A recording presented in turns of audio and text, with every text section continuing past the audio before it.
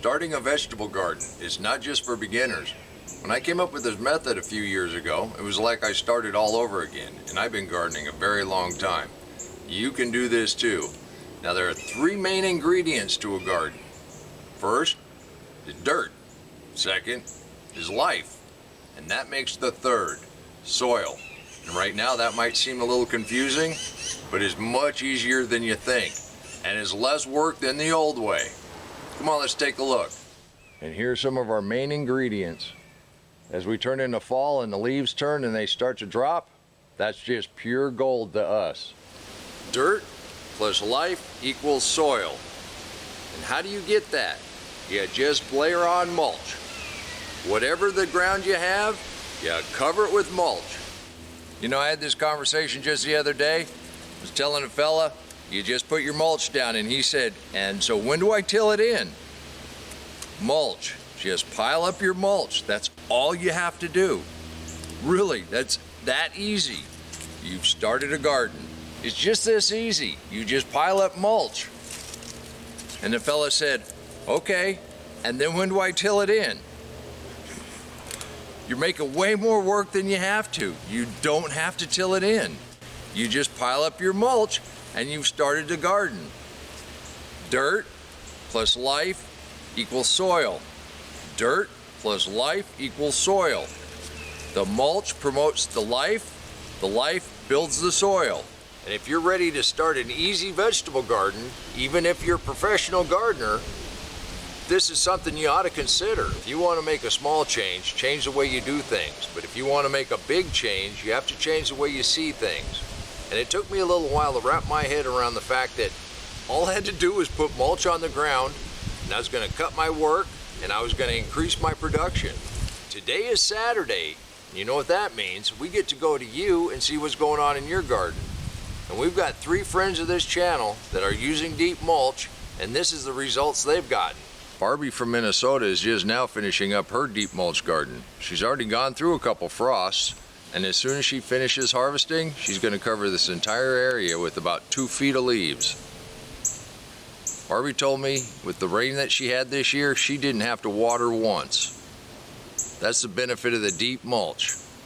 Barbie, this looks incredible. Thank you for the motivation. One of the biggest problems we have on farms and gardens is compaction. So our labor force needs to be something that's going to counteract that compaction. So we need bacteria and fungus. How the world is a bacteria or fungus going to help reduce compaction? Because they're going to be the ones building the structure that allows the air and the water to get down into that soil, to allow the roots to grow. That structure is vital to plant health. Of course, frost dates and weather play a key role in your gardening. Bruce has been a long-time friend of this channel. He went through that second hurricane down in Florida. He got off pretty lucky. It knocked a bunch of avocados on the ground.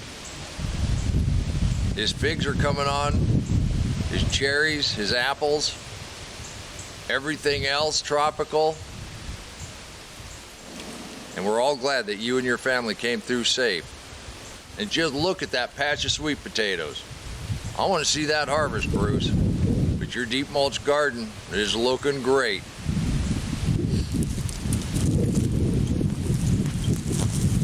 Okay, now to plant in the deep mulch, you pull that mulch back and you either dig a hole the size of your container that you're going to transplant out of, or you make small indentations, put your seeds in. And you can see right here, all these little white strands, that's the mycorrhizal fungi. That's that micro life. Once they start sprouting, then you can start adding the mulch back in around them. If you plant it out of a container, you can move that mulch in right around them. That's all you have to do in a deep mulch garden. Walter is a great example of what mulch can do to a small urban garden. This was traditional up till just a couple years ago when he started adding mulch and promoting the life. By doing that, he went ahead and added a worm bucket right here in the middle of his garden. His garden used to be done by August. Now, late October, his fall harvest is just now coming in good.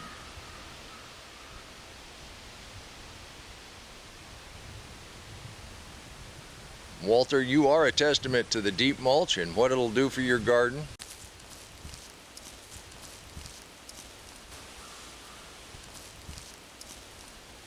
And Walter said this is the easiest gardening he's ever had to do. And Walter, we thank you for sharing your journey over the last couple years. And it really is just that simple. And you can have blooms in October. You can have jalapenos. Ooh. So we're mimicking nature. There's no big secret. In nature, the leaves fall on the ground. Nobody ever comes by and tills up the forest, and they grow really well. Grasses die back in the winter, and that's hay and straw. Nobody comes back and plows the prairies, and those prairie grasses grow really good the next year.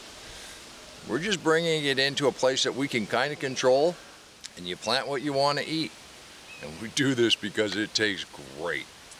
So whether you're starting a garden from scratch, or you just want to change the way you see things, it's just this simple. It really is. Took me a long time to realize that.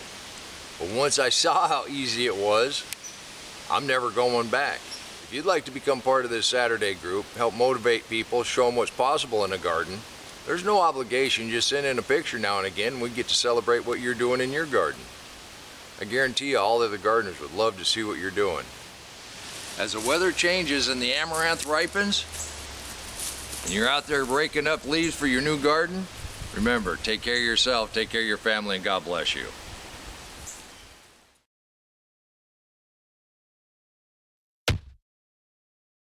Come on, let's plant. Let's go plant garden.